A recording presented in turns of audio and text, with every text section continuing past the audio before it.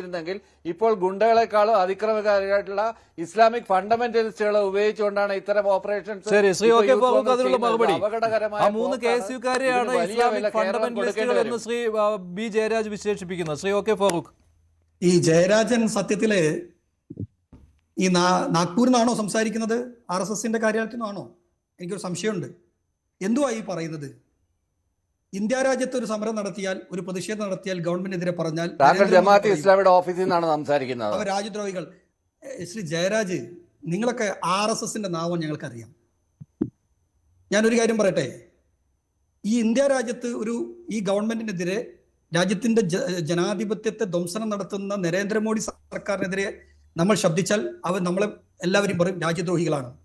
ഇപ്പൊ CPM ഇടതുപക്ഷത്തിന്റെ ഈ മന്ത്രിക്കെതിരെ, അല്ലെങ്കിൽ ഇടതുപക്ഷത്തിനെതിരെ, CPMനെതിരെ, പിണറായിക്കെതിരെ ഒരു അക്ഷരം മിണ്ടിയാൽ മുസ്ലിം തീവ്രവാദികൾ.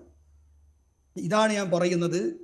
RSS ആരാ, CPM ആരാണെന്ന് നമുക്ക് വേർതിരിച്ച് കാണാൻ കഴിയുന്നില്ല. രണ്ടും ഒരു നാണയത്തിന്റെ രണ്ടു വശമല്ല, രണ്ടും ഒരു വശമായി മാറിയിരിക്കുകയാണ്. ഞാൻ ആദ്യമായിട്ട് പറയാം, അദ്ദേഹത്തിന്റെ ആ പ്രസ്താവന ഉണ്ടല്ലോ ഇപ്പൊ പറഞ്ഞ, അതൊക്കെ പിൻവലിക്കാൻ തയ്യാറാവണമെന്നുള്ള അഭിപ്രായം എനിക്കുണ്ട്.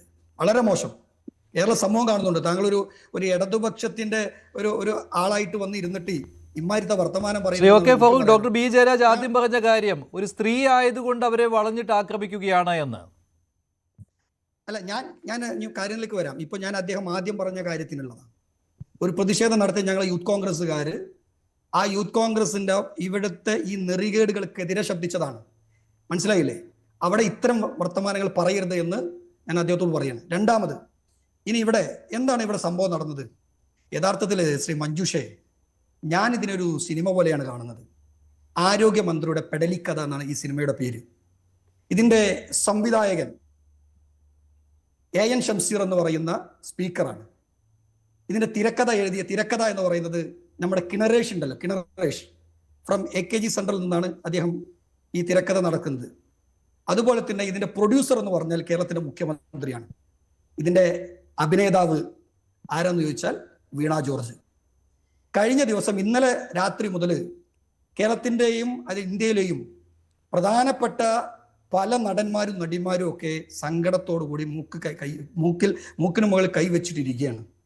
അവരൊക്കെ സങ്കടത്തോടു കൂടി ഇരിക്കുകയാണ്. ഭക്ഷണം പോലും കഴിക്കുന്നില്ല. ഞങ്ങളെക്കാളും വലിയ അഭിനയത്തിന്റെ ആളുകളായി CPMലെ ഈ വീണ ജോർജും AN ഷംസീറും മുഖ്യമന്ത്രിയൊക്കെ മാറിയല്ലോ, ഞങ്ങളൊക്കെ ഇപ്പൊ ഫീൽഡ് ഔട്ട് ആവുമല്ലോ എന്ന് പേടിച്ചുകൊണ്ടിരിക്കുകയാണ്. ഇതല്ലേ ഇവിടെ നടന്നത്? ഞാനൊരു കാര്യം ചോദിച്ചോട്ടെ, പ്രതിഷേധത്തിന്റെ അതിർവരം എഴുതാ ഒന്ന് പറഞ്ഞേ.